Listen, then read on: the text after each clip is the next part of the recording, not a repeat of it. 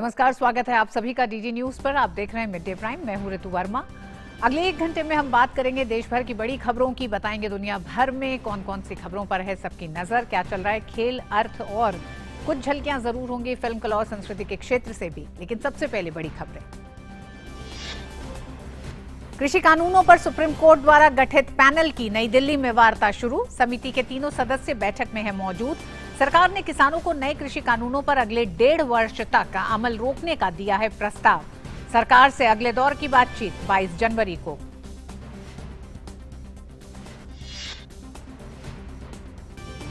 अमेरिकी राष्ट्रपति का पद संभालते ही लिए कई बड़े फैसले। मास्क पहनना किया अनिवार्य और पेरिस जलवायु परिवर्तन समझौते में अमेरिका की वापसी पर लगाई मुहर।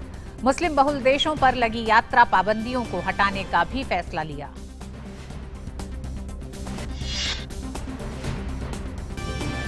बाइडेन के शपथ ग्रहण से शेयर बाजार में रौनक। शानदार बढ़त के साथ खुला बाजार। सेंसेक्स पहुंचा 50,000 के पार। वहीं निफ्टी ने भी छुआ 14,720 का आंकड़ा।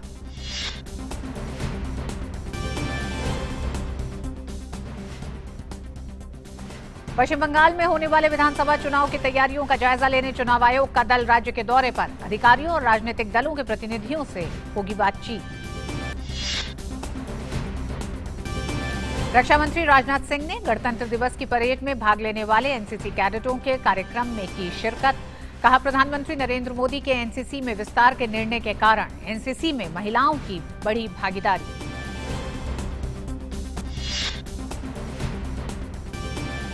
लद्दाख के करगिल में केंद्रीय खेल मंत्री किरण रिजिजू आज जंस्कार विंटर खेल महोत्सव का करेंगे उद्घाटन। महोत्सव का मकसद पर्यटन को बढ़ावा देना है।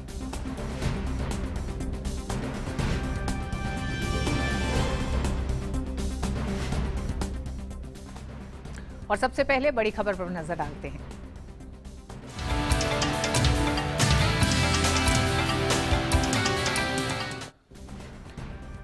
सुप्रीम कोर्ट द्वारा गठित पैनल की आज बैठक हो रही है। बैठक में तीनों सदस्य मौजूद हैं। इस बीच सरकार और किसानों के बीच कल एक और दौर की वार्ता हुई, जिसमें तमाम मसलों पर बात हुई। बैठक में सरकार ने कृषि कानूनों पर 1.5 साल तक अमल टालने का प्रस्ताव दिया है। अगली बैठक 22 जनवरी को होगी। बैठक के बाद केंद्रीय कृषि मंत्री ने कहा कि सरकार हर मसले पर उनकी शंका का समाधान करने को तैयार है।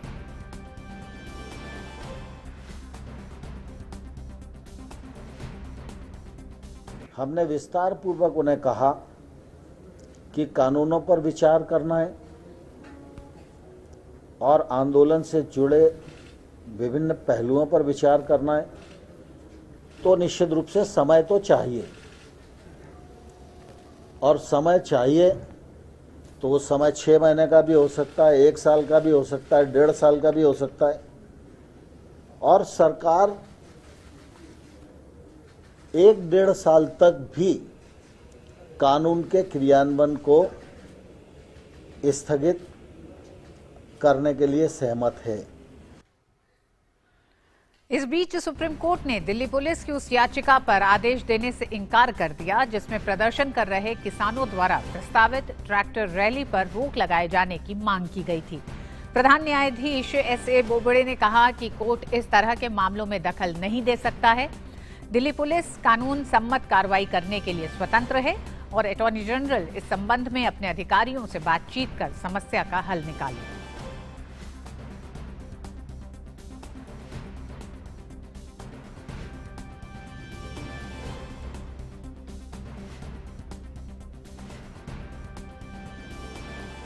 और सुप्रीम कोर्ट ने जो पैनल गठित करा है उसकी आज एक बार फिर बैठक हो रही है। उस पर और जानकारी के लिए हमारे साथ जुड़ रहे हैं हमारे संवाददाता ओपी यादव। ओपी, सबसे पहले तो जानना चाहेंगे, पहली बैठक हो चुकी है, ये दूसरी एक तरह से कही जा सकती है कि आज बैठक हो रही है।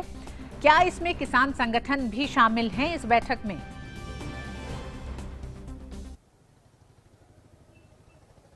जी, मैं आपको बता दूं, ये बैठक सुबह तकरीबन 11:30 बजे शुरू हुई, जिसमें अनिल घनवट जो किसान हितकारी संगठन के सदस्य हैं, इसके अलावा अनिल जो गुलाटी हैं और प्रमोद जोशी हैं, तीनों शामिल थे। कुछ किसान संगठन यहाँ आए भी थे लेकिन ज़्यादा नहीं आए। इस वजह से इन्होंने वीडियो कॉन्फ्रेंसिंग के जरिए किसानों से संवाद करने का काम किया है और अभी ये बैठक लगातार चल रही है, जिसमें किसान संगठनों से वीडियो कॉन्फ्रेंसिंग के जरिए डिजिटल माध्यम से संवाद किया जा रहा है, उनकी राय जानी जा रही है, कृषि सुधार कानूनों के संदर्भ में उनकी अभिव्यक्ति, उनके जो अभिमत है उसको जाना जा रहा है। बैठक लगातार जारी है। किसान संगठनों का जो अंदरूनी सूत्रों से पता चला है कि वो अपनी जो मांगे हैं कृषि सुधार कानूनों को वापस लेने के अलावा भी बहुत सारे संशोधन के इश्यूज पर भी इनसे बात कर रहे हैं।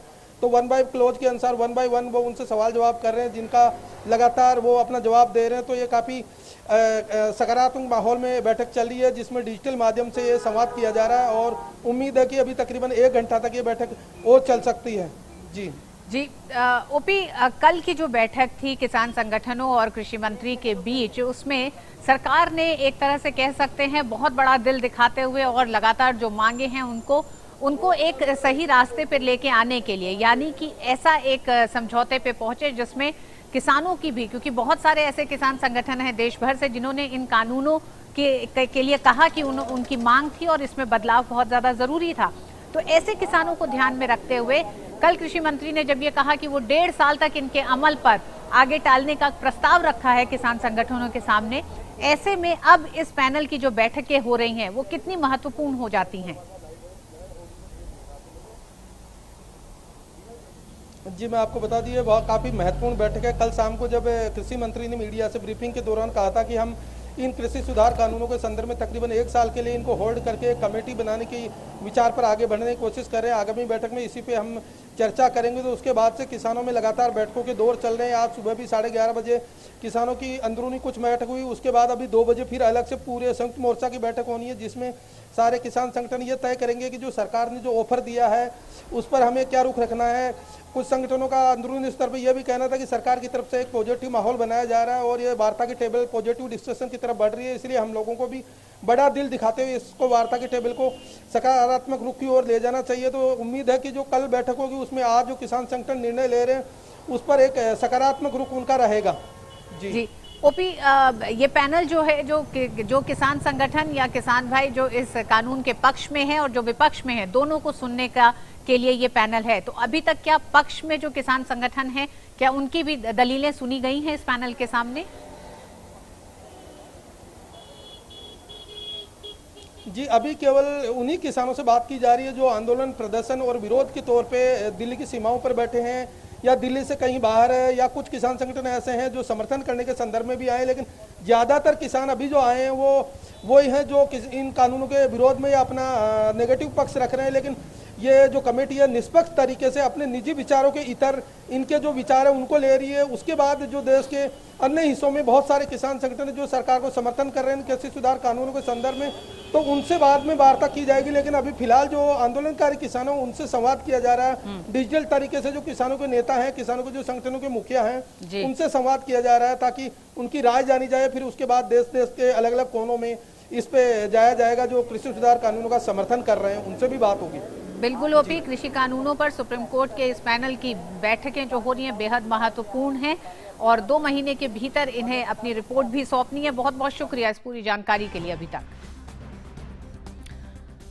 और आइए अगली खबर की तरफ रुख करते हैं। अमेरिका में डेमोक्रेटिक पार्टी के नेता जो बाइडेन ने कल राजधानी वॉशिंगटन डीसी में आयोजित एक ऐतिहासिक समारोह में 46वें राष्ट्रपति पद की शपथ ली। 78 वर्षीय जो बाइडेन को प्रधान न्यायाधीश जॉन रॉबर्ट्स ने कैपिटल बिल्डिंग के वेस्ट फ्रंट में पद और गोपनीयता की शपथ दिलाई। अमेरिका के नए राष्ट्रपति जो बाइडेन ने शपथ लेने के बाद कहा कि हम अमेरिका को एकजुट करेंगे, अमेरिका में हर व्यक्ति की आवाज सुनी जाएगी और अमेरिका विभाजनकारी, धार्मिक भेदभाव, नस्लवाद को खारिज कर अपना एकजुट चेहरा पेश करेगा। God? So help me God. Congratulations, Mr. President.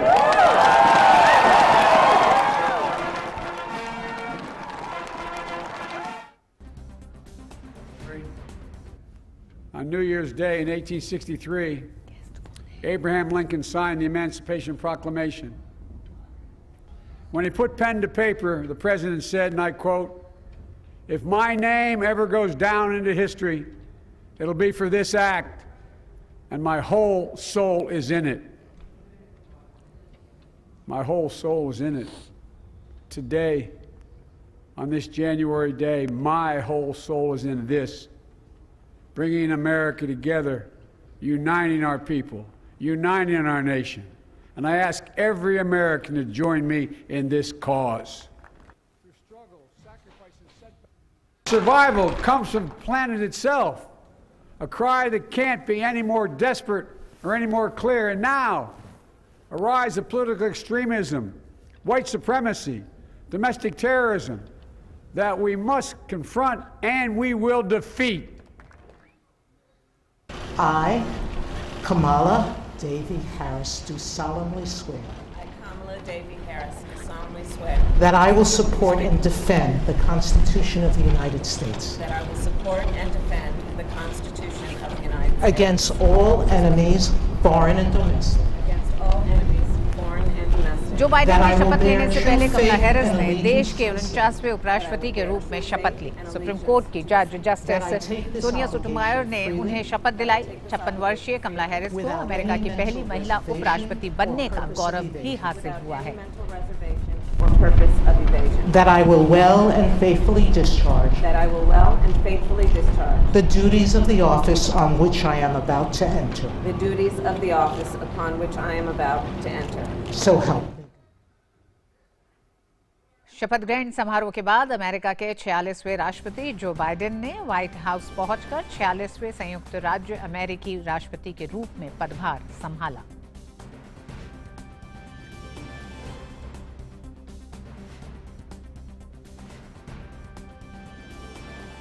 और अमेरिकी राष्ट्रपति का पद संभालते ही जो बाइडेन ने कई बड़े फैसलों पर हस्ताक्षर किए हैं।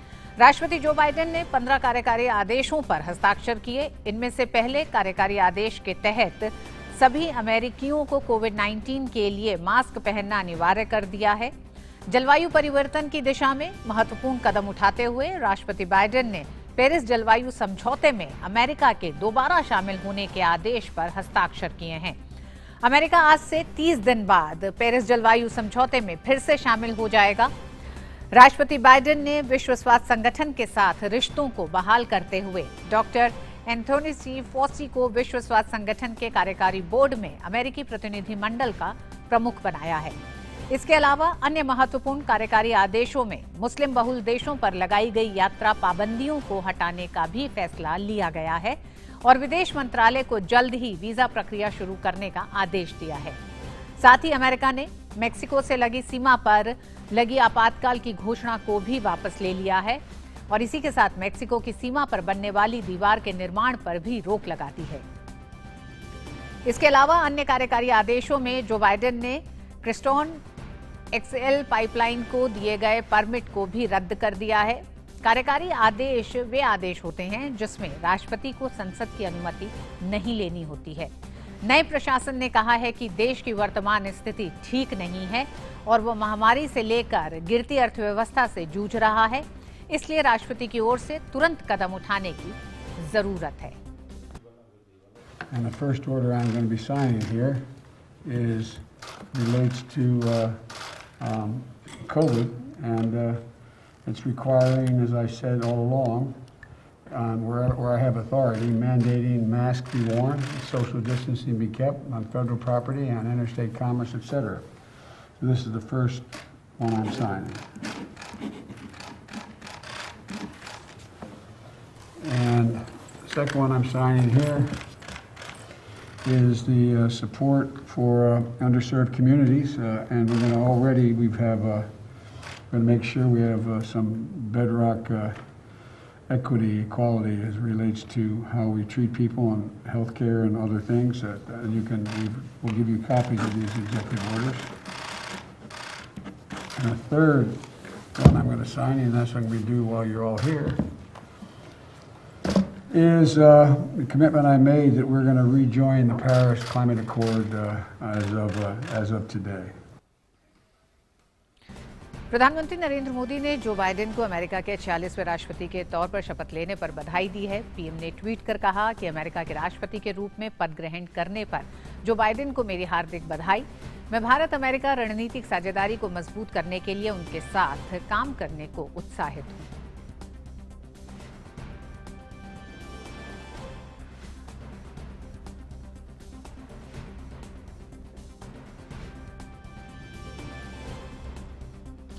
और अमेरिका में हुए सत्ता परिवर्तन के साथ ही भारत और अमेरिका के रिश्तों पे और इस सत्ता परिवर्तन के बाद पहले भाषण पे क्या कहना है विशेषज्ञों का, खासकर उस पर हमारी चर्चा के लिए हमारे साथ जुड़ रहे हैं अनिल त्रिगुनायत, पूर्व वरिष्ठ राजनयिक हैं।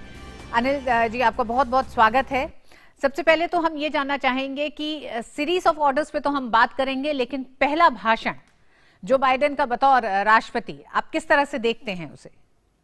देखिए, ये ऐसे वक्त में हुआ है, उनका जो 46 प्रेसिडेंट बने हैं वो, जिस वक्त अमेरिका पूरी तरह से डिवाइडेड अमेरिका है और प्रेसिडेंट ट्रंप के कहने से वहाँ पहली बार जो उनके कैपिटल हिल के ऊपर अटैक हुआ, तो आप समझ सकते हैं कि अमेरिका की जो एक डेमोक्रेटिक लीडर, ग्रेटेस्ट डेमोक्रेसी वाली जो इमेज है वो काफ़ी ध्वस्त हो गई उस तरह से।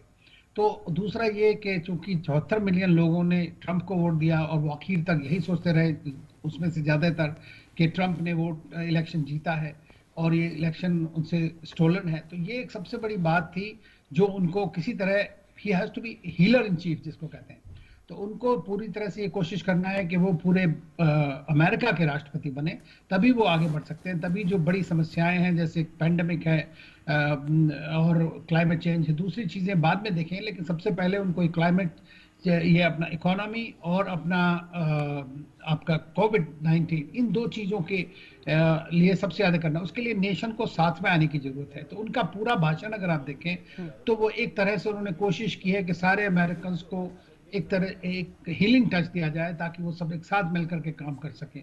ये डिफिकल्ट टास्क है क्योंकि इस वक्त बहुत ज़्यादा डिवाइडेड लोग हैं, जैसा कि देखने में आ रहा है, सुनने में आ रहा है, और जो एक्शंस हुए हैं उस सब के चलते। लेकिन मैं समझता हूं कि वो धीरे धीरे करके ये लोगों को वो होगी, एक तरह से विश्वास आएगा कि हाँ भाई ये अभी ठीक है। और ट्रंप अभी गए हैं, देखिए आगे ट्रंप पीछे से क्या बोलते हैं, क्या करते हैं, क्योंकि उसके ऊपर भी बड़ा डिपेंड करेगा। लोगों को पर्सनली उन्होंने सोचा कि ट्रंप इलेक्शन जीत गए हैं और इलेक्शन उनसे ले लिया गया है, हथिया लिया गया है, तो इस वो बात को किस तरह से ठीक करेंगे, ये एक बड़ा मुश्किल। तो क्रेडिबिलिटी इशू एक है और ट्रस्ट इशू है, ये दो चीजें उनके लिए सबसे ज्यादा महत्वपूर्ण रही हैं।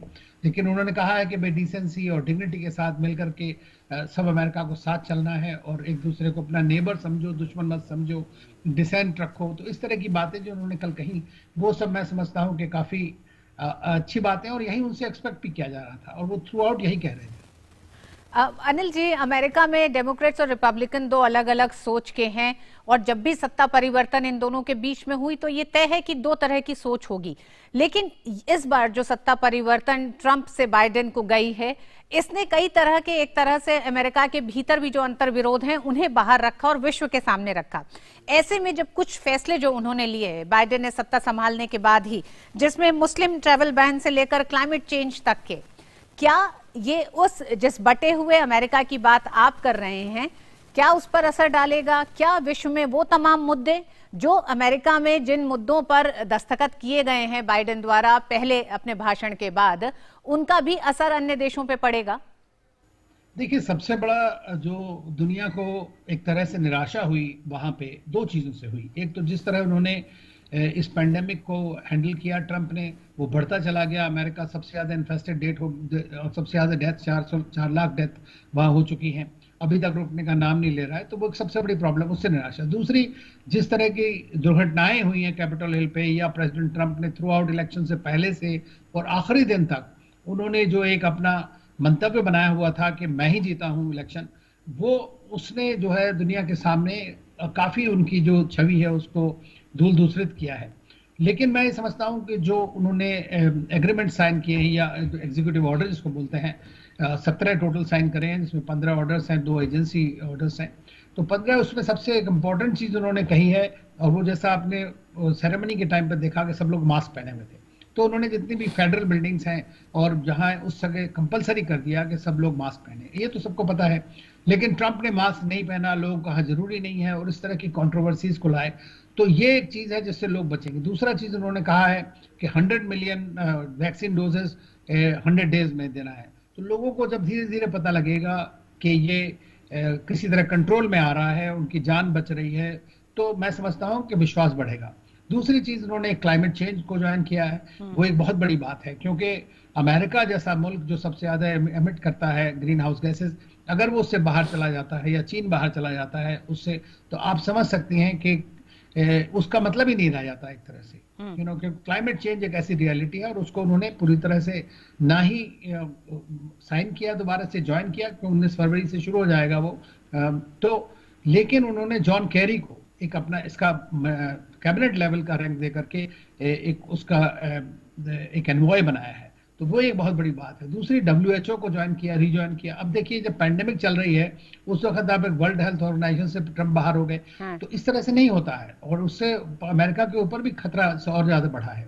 तो मैं समझता हूं कि ये एक बहुत अच्छा कदम है। दूसरा, डॉक्टर फॉची को जैसा आपने बताया, उन्होंने उसको WHO बोर्ड पे अमेरिका की तरफ से नॉमिनेट किया है और एक बड़ी टीम रखी है। तो मैं समझता हूं कि उनका पूरे जो इसका जितने भी डिसीजन है। तीसरी चीज, एक ही प्रॉब्लम जो मैं समझ देख पा रहा हूं कि उन्होंने इमिग्रेशन के लिए या जो मुस्लिम कंट्रीज के लोगों को बिल्कुल सही डिसीजन लिया उन्होंने, कि उनको आना अलाउ करना चाहिए, किसी को इस तरह से नहीं करना चाहिए। इसी तरह डाका के बारे में लिया है। लेकिन होगा क्या कि जो ट्रंप के सपोर्टर्स हैं, व्हाइट सुप्रीमेसिस्ट कहिए या जो एंटी इमिग्रेंट तबका है, वो ये जो सोचता है कि इमिग्रेंट्स आकर के उनकी सारी जॉब्स ले लेते हैं, सब ले लेते हैं, तो हो सकता है कि उन लोगों को इस बात से निराशा हो और वो एक तरह से उनका जो नजरिया है वो और भी ज्यादा मजबूत हो जाए उसमें। तो ये एक प्रॉब्लम मैं देखता हूं कि हो सकती है। बाकी दूसरी चीजें तो अब अगर पेंडेमिक कंट्रोल में आएगा तो इकोनॉमी आगे बढ़ेगी, उसके बाद अमेरिका अपना जो अंतर्राष्ट्रीय स्तर पर अपना मुकाम चाहता है उसको रिगेन करने की कोशिश करेगा। लेकिन बाइडेन का जो पर्सनैलिटी है, जो उनकी अप्रोच है, मैं समझता हूं कि वो काफी हद तक कारगर साबित हो सकती है।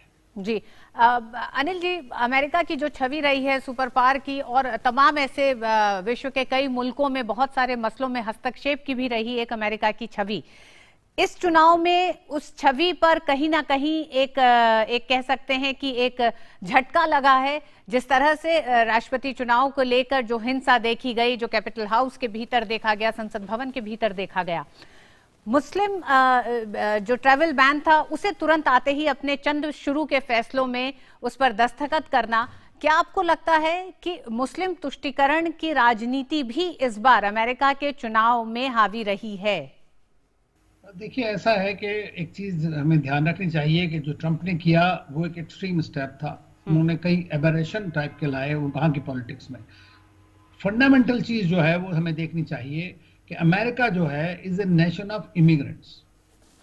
तो हमेशा से वहां पे, चाहे आप कमला हैरिस हैं, देखिए वो बनी है वाइस प्रेसिडेंट वहां पे, या उनकी जो टीम है इतनी बड़ी, उसमें 20 इमिग्रेंट्स हैं इंडियन ओरिजिन के, खाली बाकी दुनिया भर के लोग उसमें काम कर रहे हैं। तो मैं ये समझता हूं कि हमें इसको इस नजरिए से देखना चाहिए। अब कोई मुस्लिम समुदाय हो या कोई हो, उसको ये तुष्टीकरण की बात तो नहीं है, लेकिन ये एक बात ऐसी है कि किसी को आपने आइडेंटिफाई कर लिया एक ग्रुप को, उससे क्या है कि अमेरिका में जितने लोग रहते हैं, दूसरी ये है कि उनकी दुनिया भर के लोग वहां पर रहते हैं, हर रिलीजन के लोग वहां पर रहते हैं। तो अब लोगों को आना जाना, किसी के फैमिली बैठी हुई है उसके बाद से, जब से ट्रंप ने डिसीजन लिया था, तो ये बड़ा जिसको कहते हैं एक डिबेटेबल पॉइंट है।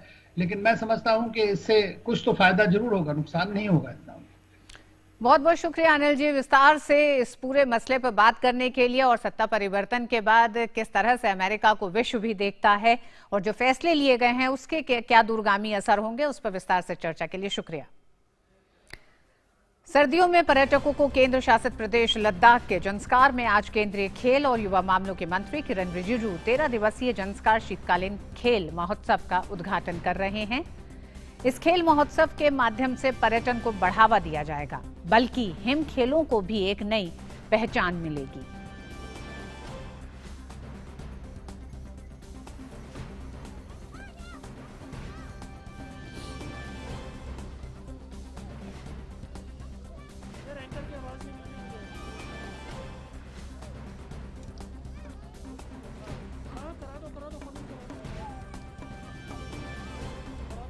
ये लाइव दृश्य आप सीधे देख रहे हैं लद्दाख से, जहां जंस्कार खेल प्रतियोगिता का उद्घाटन करने खेल मंत्री किरण रिजिजू पहुंचे हैं।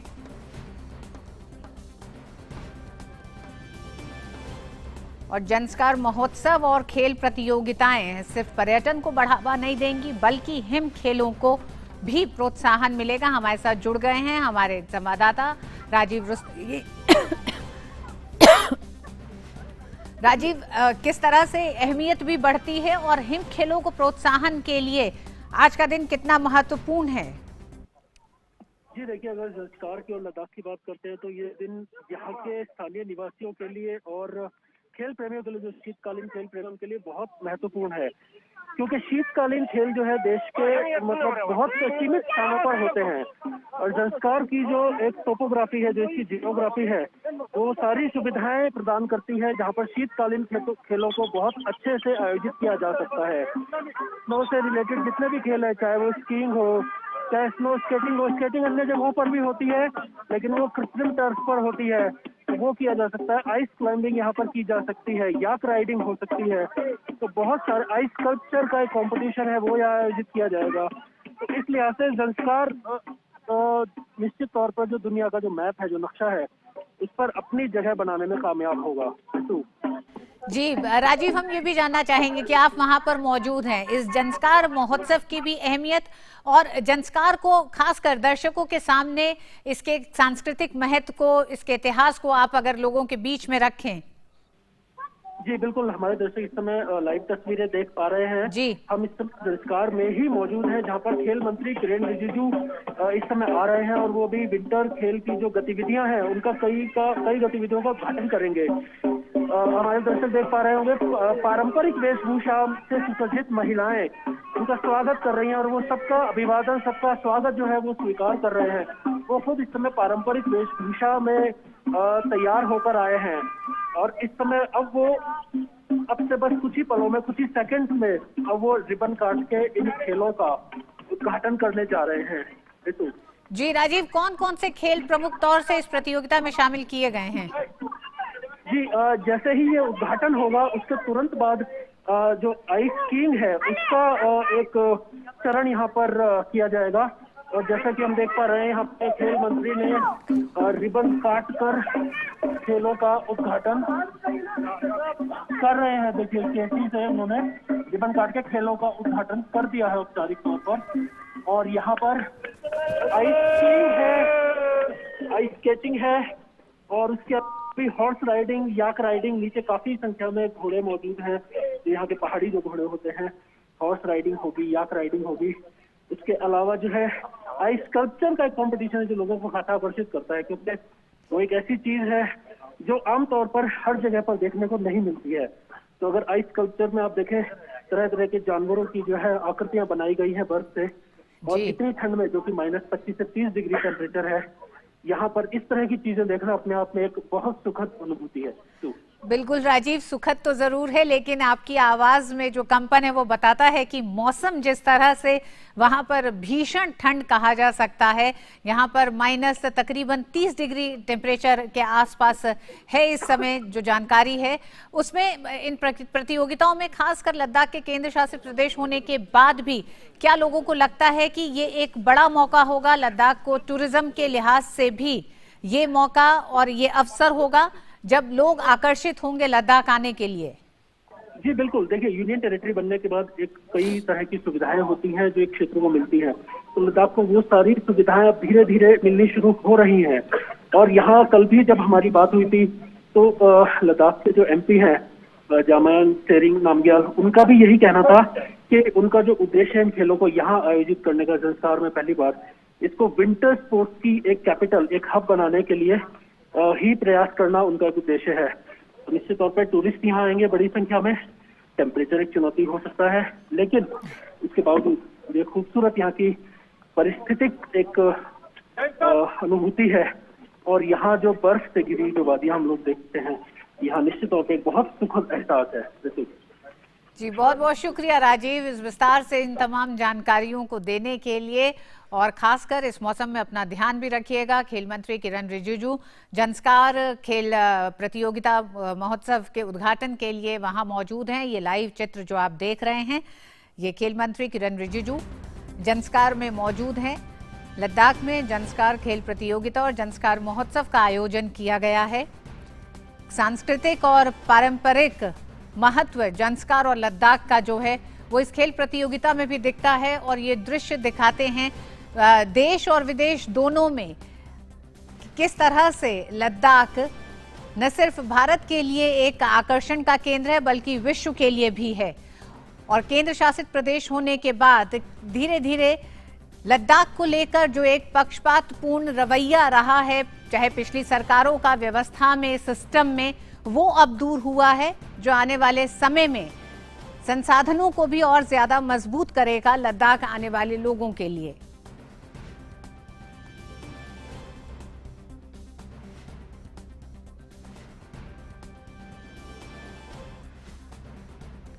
जंस्कार शीतकालीन खेल महोत्सव का उद्घाटन किया खेल मंत्री किरण रिजिजू ने। 13 दिन तक चलेगा जंस्कार शीतकालीन खेल महोत्सव। खेल महोत्सव के जरिए पर्यटन को बढ़ावा दिया जाएगा, साथ ही साथ हिम खेलों को भी एक नई पहचान मिलेगी।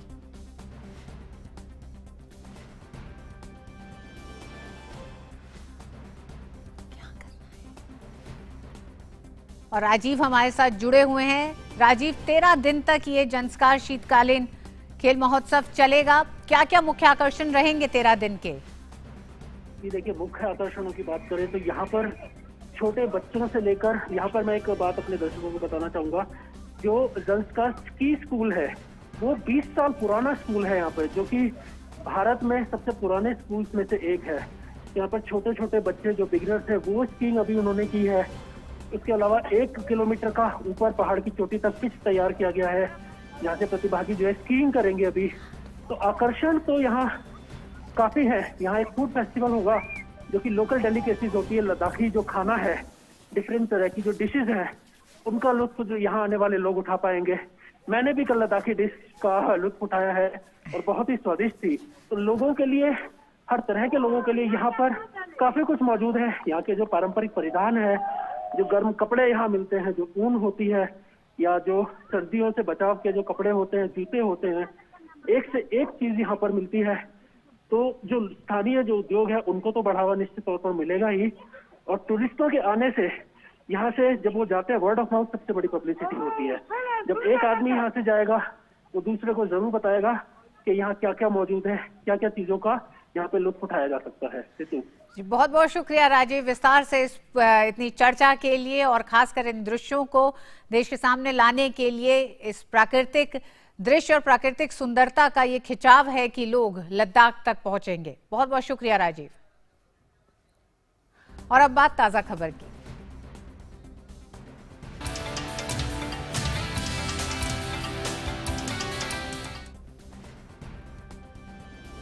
रक्षा मंत्री राजनाथ सिंह ने आज गणतंत्र दिवस की परेड में भाग लेने वाले एनसीसी कैडेटों के कार्यक्रम में भाग लिया।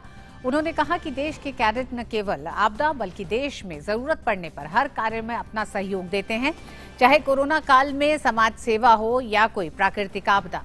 रक्षा मंत्री ने कहा कि हमारा देश वसुधैव कुटुंबकम के सिद्धांत पर चलते हुए अगर पड़ोसी देशों को भी कोरोना वैक्सीन की जरूरत होगी तो उन्हें मुहैया करवाएगा, जो कि लगातार भारत कर रहा है।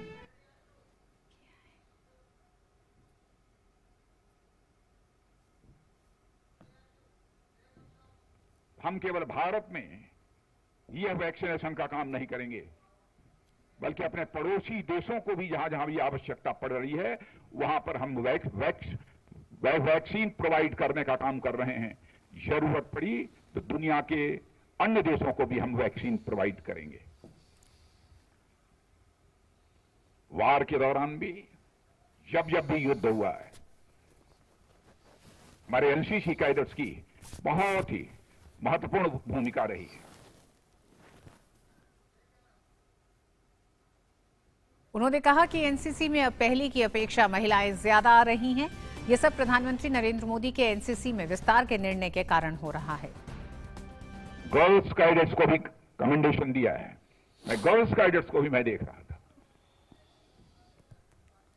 कि हमारे बॉय कैडेट्स, उनके जिस तरीके से वो सामने आ रहे थे, जो चुस्ती दिखाई दे रही थी, वही चुस्ती हमारे गर्ल्स कैडेट्स में हमको दिखाई दी है।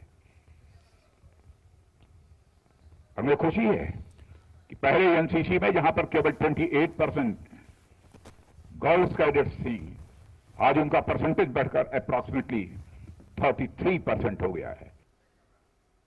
वेब सीरीज मिर्जापुर के खिलाफ दाखिल याचिका पर सुप्रीम कोर्ट ने अमेजन प्राइम और सीरीज के निर्माता को नोटिस जारी किया है। सुप्रीम कोर्ट ने कहा है कि इस मामले की सुनवाई सभी ओटीटी प्लेटफॉर्म की सामग्री पर नियंत्रण की मांग करने वाली याचिका के साथ होगी। उस मामले पर पहले ही नोटिस जारी हो चुका है। मादक पदार्थ मामले में कन्नड़ फिल्मों की अभिनेत्री रागिनी द्विवेदी को सुप्रीम कोर्ट से जमानत मिल गई है। अभिनेत्री रागिनी द्विवेदी पर मादक पदार्थ खरीदने का आरोप है। सुप्रीम कोर्ट ने माना कि अभिनेत्री पर मादक पदार्थ की जितनी मात्रा खरीदने का आरोप है वह कमर्शियल की श्रेणी में नहीं आती। रागिनी द्विवेदी 4 सितंबर से जेल में बंद हैं। केंद्रीय रिजर्व पुलिस बल के महानिदेशक एपी माहेश्वरी ने नई दिल्ली में सालाना संवाददाता सम्मेलन को संबोधित करते हुए कहा कि जम्मू कश्मीर में पिछले साल रियाज नाइकू सहित कुल 215 आतंकवादियों को नेस्तनाबूद किया गया। इसमें कई इनामी आतंकवादी भी शामिल थे। ईयर 2020 में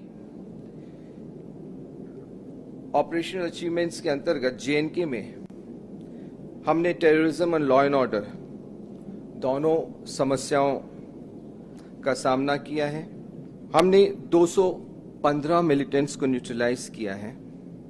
इसमें रिजाज नाइकू जो हिजबुल मुजाहिदीन से था और उसका 12 लाख से अधिक का रिवॉर्ड था, उसको न्यूट्रलाइज किया है। और मिड डे प्राइम में वक्त एक छोटे से ब्रेक का। ब्रेक के बाद देखेंगे कुछ और खबरें। देखते रहिए टीटी न्यूज़।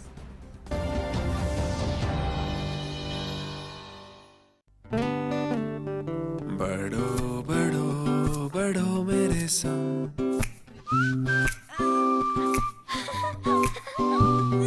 बढ़ो बढ़ो बढ़ो मेरे संग, बढ़ो बढ़ो बढ़ो बढ़ो।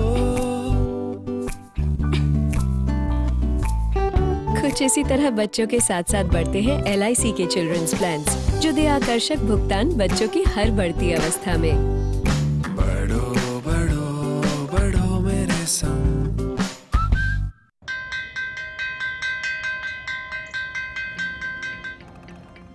पहला अक्षर अ रट लो तो व से एक विद्वान होगा। पक्की होगी बुनियादें तो ह से हिंदुस्तान होगा। पहले करो शुरुआत करो, करो तो पक्की बात करो। वंडर सीमेंट, एक परफेक्ट शुरुआत। और आइए अब नजर डालते हैं कुछ अन्य राष्ट्रीय खबरों पर।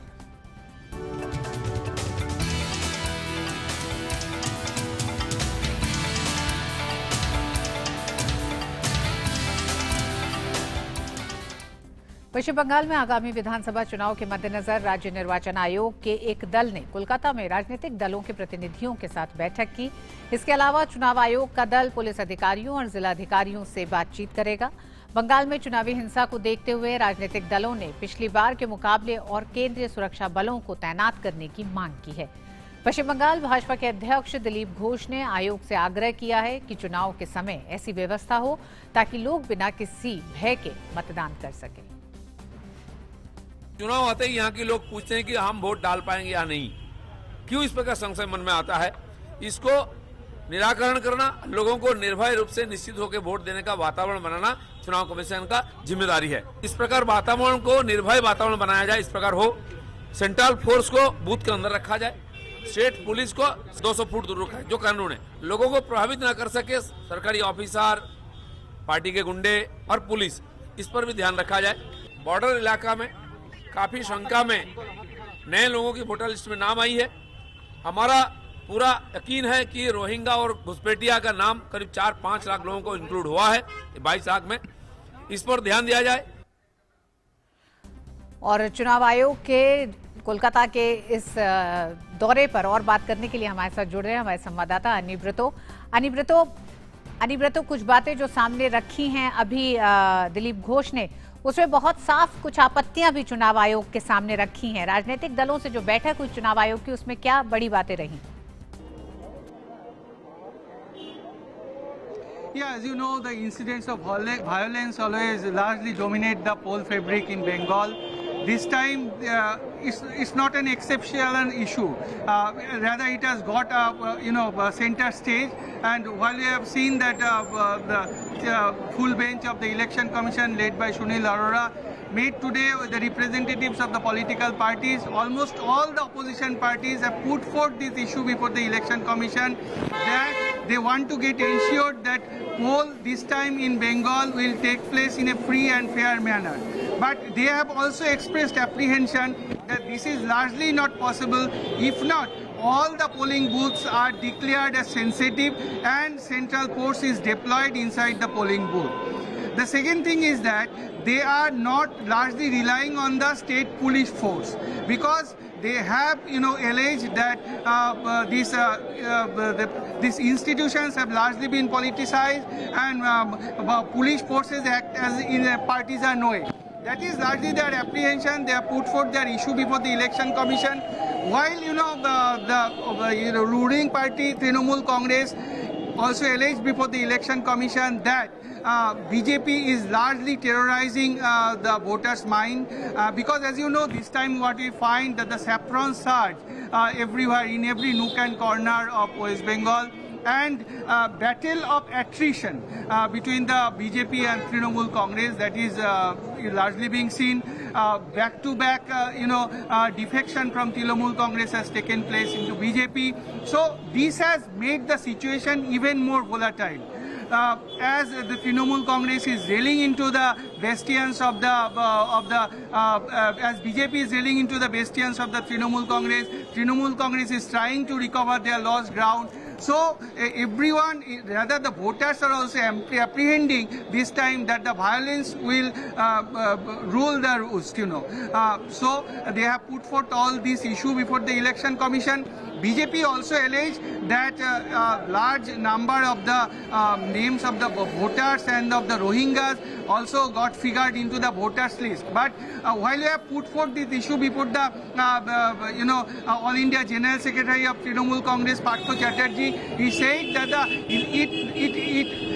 Election Commission prepares the voter list. So you cannot put this allegation before a political party who are rather taken into account for entering these names into the voters list. The thing is that what we largely seen that the Election Commission has met with the representatives of political parties. Thereafter, they will meet with the central central force and with the state police force. And again, they will meet with the DMs and SPs. All these things will figure today. Thereafter, tomorrow, the full bench of Election Commission will hold press conference. जी हाँ, बिल्कुल अनिव्रत। चुनाव आयोग चुनाव आयोग का आज बेहद महत्वपूर्ण दौरा है, जहां एक तरफ विपक्ष ने कई ऐसे मसले रखे जिसमें रोहिंग्या अवैध मतदाताओं की भी उन्होंने बात की है। साथ ही साथ उन्होंने कई ऐसे मसले रखे जिसमें उनका कहना है कि किस तरह से सुरक्षा व्यवस्था इतनी कड़ी हो कि लोग बिना डरे अपना वोट करने के लिए निकल सकें। ऐसी व्यवस्था कायम करने की बहुत ज्यादा जरूरत है चुनाव से पहले राज्य में। तो और इस पे विस्तार से बात करेंगे इस दौरे के खत्म होने तक। देखते हैं सामने क्या क्या बातें आती हैं। बढ़ते हैं अगली खबर की तरफ। देश में कोरोना टीकाकरण की शुरुआत होने के बाद भारत ने पड़ोसी देशों को कोरोना टीके की खुराकें भेजना शुरू कर दिया है। भूटान और मालदीव में कोरोना के टीकों की खेप भेजने के बाद भारत ने आज नेपाल को 10 लाख कोरोना टीकों की खुराक और बांग्लादेश को 20 लाख खुराकें भेजी हैं। ये खुराकें सीरम इंस्टीट्यूट के कोरोना टीके की हैं। भारत ने बुधवार से पड़ोसी प्रथम नीति के तहत भूटान, मालदीव, बांग्लादेश, नेपाल, म्यांमार और सेशल्स को कोरोना टीके भेजना शुरू किया है। देश में निर्मित कोरोना टीकों की आज भेजी गई खेप बांग्लादेश की राजधानी ढाका पहुंच चुकी है। साथ ही नेपाल भेजी गई कोरोना टीकों की खेप भी काठमांडू पहुंच चुकी है।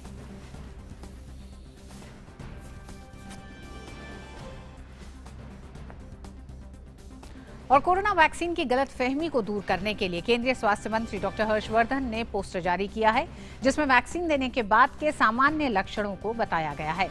इस पोस्टर में बहुत रोचक तरीके से टीके के बारे में जानकारियां दी गई हैं। पोस्टर में उन लोगों के लिए संदेश भी है जिन्होंने वैक्सीन लगवाया है। डॉक्टर हर्षवर्धन ने कहा कि वैक्सीन पूरी तरह से सुरक्षित है।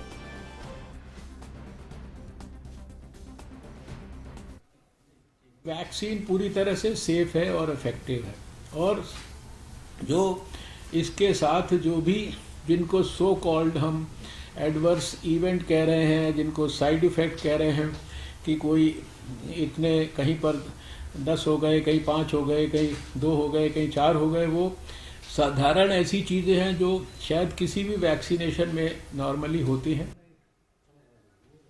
और पूर्वोत्तर राज्यों मणिपुर, मेघालय और त्रिपुरा के स्थापना दिवस पर राष्ट्रपति रामनाथ कोविंद ने ट्वीट करके अपने बधाई संदेश में कहा कि मणिपुर, मेघालय और त्रिपुरा के लोगों को राज्य स्थापना दिवस पर शुभकामनाएं। ये राज्य प्राकृतिक सुंदरता, समृद्ध इतिहास और जीवंत संस्कृति के लिए संपन्न है। बहुआयामी विकास के पथ पर आगे बढ़ने के लिए मैं अपनी हार्दिक शुभकामनाएं देता हूं।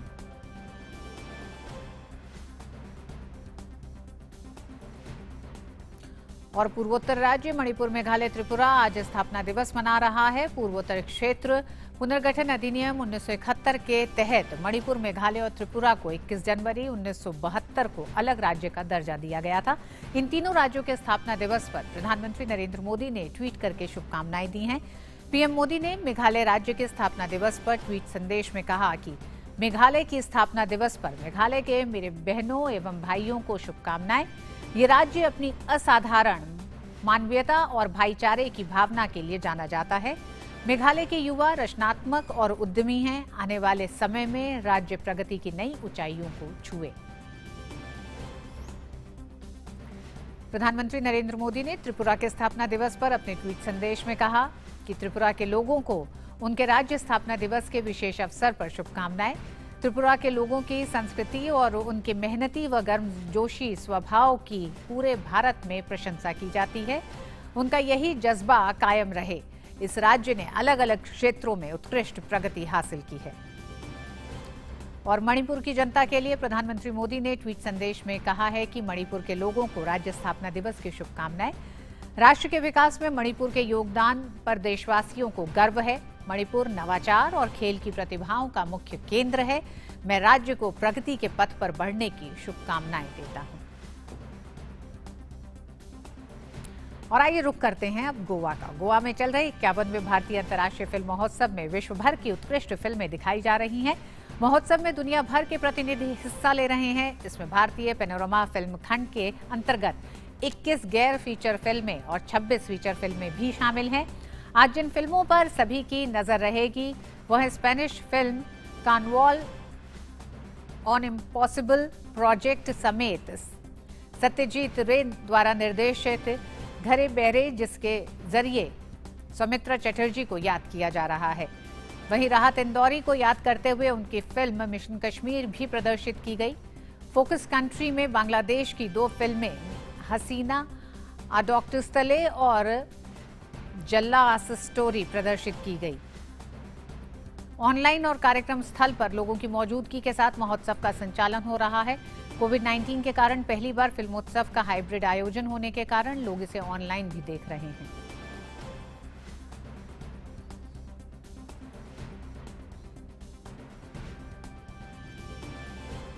और अधिक जानकारी के लिए गोवा से हमारे साथ जुड़ गई हैं हमारी संवाददाता ज्योतिका ग्रोवर। ज्योतिका, आज के दिन की खासियत जानना चाहेंगे क्योंकि सिलसिलेवार तरीके से आपने बताया कि लगातार किस तरह से इस हाइब्रिड अंदाज में इस बार इफ्फी का आयोजन हो रहा है। आज क्या क्या मुख्य आकर्षण?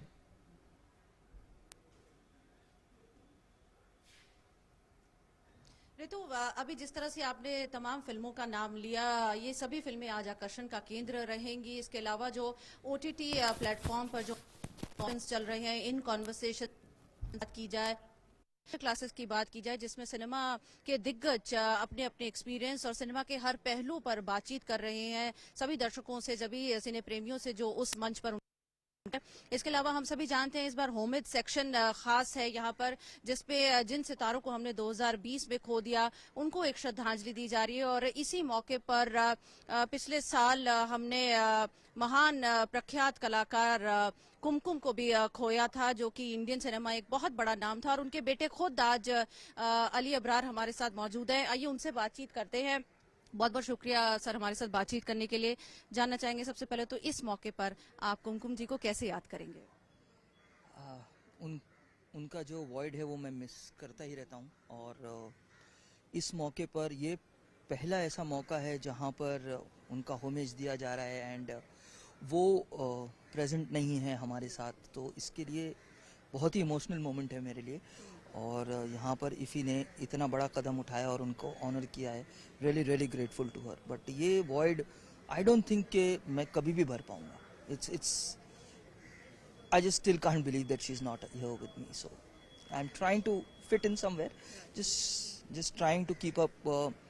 जितना भी उन्होंने नाम अपना किया हुआ था या जितना भी कंट्रीब्यूशन उन्होंने सिनेमा की तरफ दिया था, I think I will try and take it further. That's all I can say. बिल्कुल आपने सही कहा, ये वो क्षति है जो शायद कभी पूर्ण नहीं हो सकती है, ये वॉइड कभी फिल नहीं हो सकता। आप खुद फिल्म निर्देशक हैं और फिल्में बनाते रहते हैं, आपने कश्मीर में बहुत सारी फिल्में बनाई हैं। अगर बात करें कश्मीर की, तो प्रधानमंत्री मोदी सरकार जिस तरह से अब इस इलाके को लेकर आगे बढ़ रही है, जिस तरह से जो डेवलपमेंटल स्कीम्स वहां जा रही हैं, 370 की बात की जाए और तमाम और फैसले जो कश्मीर को लेकर किए गए हैं, कैसे देखते हैं आने वाले युवाओं के लिए और खासकर कल्चर और सिनेमा को साथ जोड़ती है, क्योंकि टैलेंट की कमी वहां भी नहीं है। बिल्कुल। मैं कश्मीर जब गया था, एक छोटी सी फिल्म मैंने शूट की वहाँ पर, कॉल्ड जाना, नीम ट्री प्रोडक्शंस के लिए। सबा जो हमारी प्रोड्यूसर थी वो वहीं की हैं, कश्मीरी हैं वो, तो उनका ही आइडिया था जिसको मैंने ट्रांसलेट किया छोटी सी फिल्म में। वहाँ का यूथ जो है वो काम करने के लिए या अपना हुनर दिखाने के लिए बेताब है और उनको शायद ये गवर्नमेंट ने फिर से मौका दिया है कि थिएटर्स वहाँ खुलेंगे, सिनेमा वहाँ पर और भी शूट हो रही है। इम्तियाज़ अली की लैला मजनू जो फिल्म थी वो गई थी वहाँ पर शूट होने, और काफ़ी फिल्में शूट हो रही हैं वहाँ पर, लाइन प्रोडक्शंस काफ़ी हो रहे हैं। फॉरेन फिल्म्स के तो होते ही रहते थे, बट अब हिंदुस्तानी जितने भी फिल्म मेकर्स हैं हमारे हिंदी सिनेमा के, वो भी वहाँ जाकर फिर से शूट कर रहे हैं। तो आई थिंक कश्मीर जैसी खूबसूरत जगह को फिर से एक बार हमारे मैप पे अब सिनेमा और कल्चर के लिए लाया जा रहा है, which is a very beautiful thing. Thank you so much for speaking to us Ali ji. Ritu, जैसे कि हमने देखा, अगर नॉर्थ टू साउथ की बात की जाए या ईस्ट टू वेस्ट की बात की जाए, हर तरह की, हर भाषा की, हर श्रेणी की फिल्म इफ़ी का हिस्सा है और जाहिर है दुनिया भर से तो फिल्में यहाँ आ ही रही हैं। 60 देश इस बार अपनी फिल्में लेकर यहाँ पर इफ़ी का हिस्सा बने हुए हैं, तो आप अंदाजा लगा सकते हैं कि कितना कलरफुल है सिनेमा भी और पूरा माहौल भी। ज्योतिका, इस बार फोकस देश बांग्लादेश रहा। बांग्लादेश और भारत के बीच में इतिहास, संस्कृति और तमाम चीजें इन दोनों देशों को बहुत नजदीक लेके आती हैं। किस तरह का उत्साह लोगों में रहा?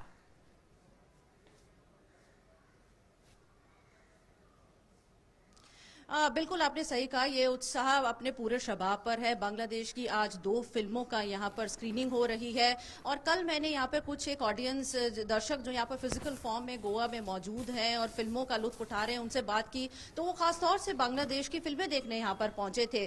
तो कल जिस तरह से मेघ मल्हार की स्क्रीनिंग हुई थी, तो मेघ मल्हार के लिए मैंने देखा कि एक लंबी लाइन यहाँ पर देखने को मिली थी।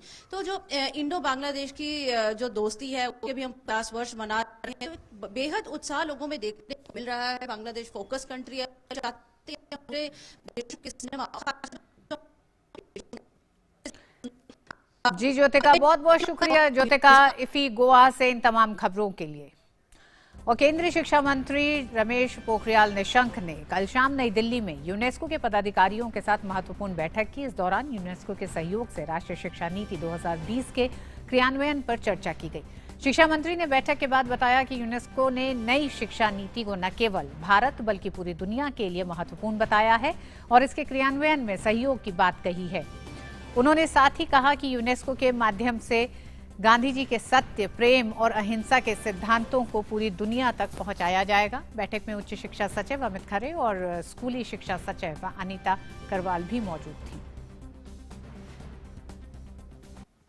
मुझे इस बात की खुशी है कि यूनेस्को ने नई शिक्षा नीति 2020 पर, जो राष्ट्रीय शिक्षा नीति 2020 है, उस पर बहुत ही खुशी जाहिर की है और इसको न केवल भारत के लिए बल्कि पूरी दुनिया के लिए एक बहुत महत्वपूर्ण नीति बताया है। और इस नीति को वो क्रियान्वयन की दिशा में अपना कैसे सहयोग कर सकता है यूनेस्को, इस दिशा में भी उन्होंने अपने विचार प्रकट किए हैं। हम लोगों ने ये भी आग्रह किया है उनसे कि महात्मा गांधी 150 पूरी दुनिया में जाना चाहिए। गांधी जी के सत्य, प्रेम और अहिंसा, ये जो 3 सूत्र हैं, आज इसकी ज़रूरत पूरी दुनिया को है, इसलिए यूनेस्को के माध्यम से वो पूरी दुनिया में जाना चाहिए। और आइए अब देखते हैं अर्थ जगत से जुड़ी कुछ खबरें।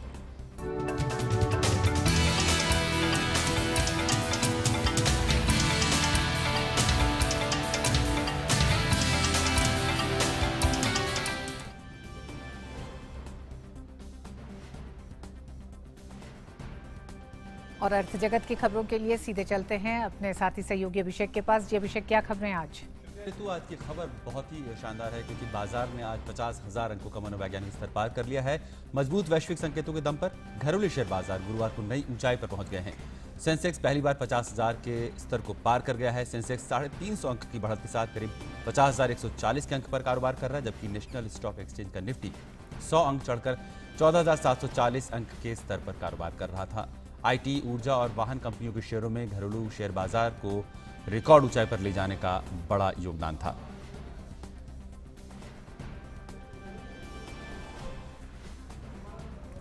और इस शेयर बाजार की हलचल पर हम बात करेंगे मुंबई में अपनी संवाददाता श्यामा से। श्यामा, आज के मार्केट का हाल हमने देखा, 50,000 का स्तर बाजार ने पार किया है। आपकी अगर वहां पर कारोबारियों से बात हुई हो या किसी से पता चला हो, क्या कुछ वजह रही और किस तरीके से लोग देख रहे हैं आने वाले दिनों में बाजार को? देखिए, सबसे पहले तो अगर बात कर लें तो बहुत दिनों से ये एक तरीके से फीलिंग आ चुकी थी एक्सपर्ट को कि बीएसई सेंसेक्स और जो निफ्टी है दोनों ही साइकोलॉजिकल हिस्टोरिक मार्क जो है वो टच करने वाला है, क्रॉस करने वाला है। कई सारे रीजन हैं। सबसे पहले तो अगर बात कर लें तो हमारे पास वैक्सीन की उपलब्धता आ चुकी है।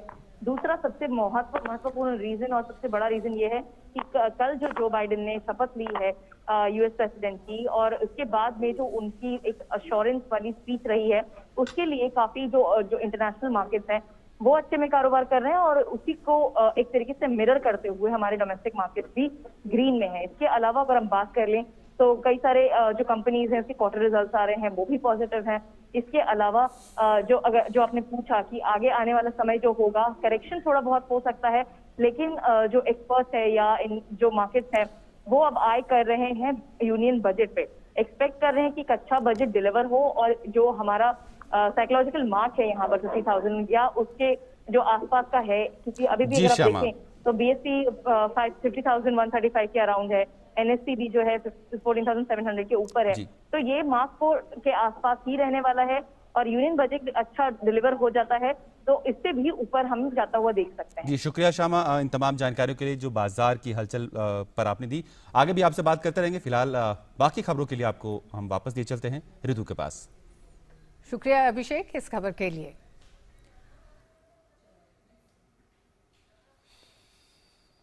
और आइए अब बात उन खबरों की जो दुनिया भर में सुर्खियों में छाई हुई हैं।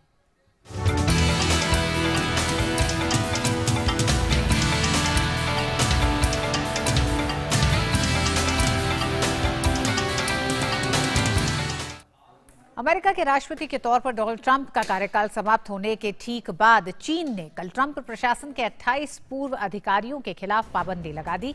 राष्ट्रपति जो बाइडेन के शपथ लेने के कुछ देर बाद चीन ने ट्रंप प्रशासन में विदेश मंत्री रहे माइक पोम्पियो, राष्ट्रीय सुरक्षा सलाहकार रॉबर्ट ओब्रायन और संयुक्त राष्ट्र में राजदूत केली क्राफ्ट पर यात्रा और कारोबारी लेन देन पर पाबंदी लगा दी।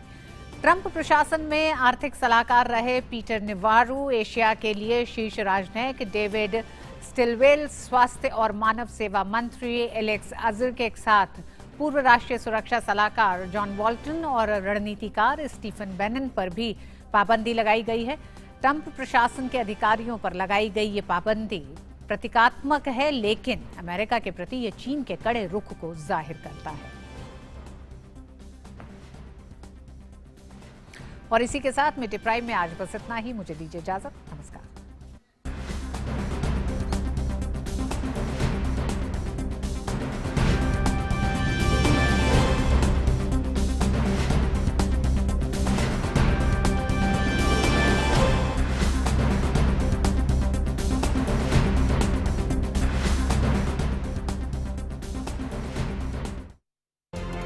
न्यू इंडिया को साकार बनाने और देश को स्टार्टअप हब बनाने के लिए युवाओं की प्रतिभा, हुनर और हौसलों को संजोया गया है संसाधनों और इंक्यूबेशन इकोसिस्टम के माध्यम से आत्मनिर्भर भारत के निर्माण के लिए स्टार्टअप इंडिया से जुड़े युवाओं की हौसला अफजाई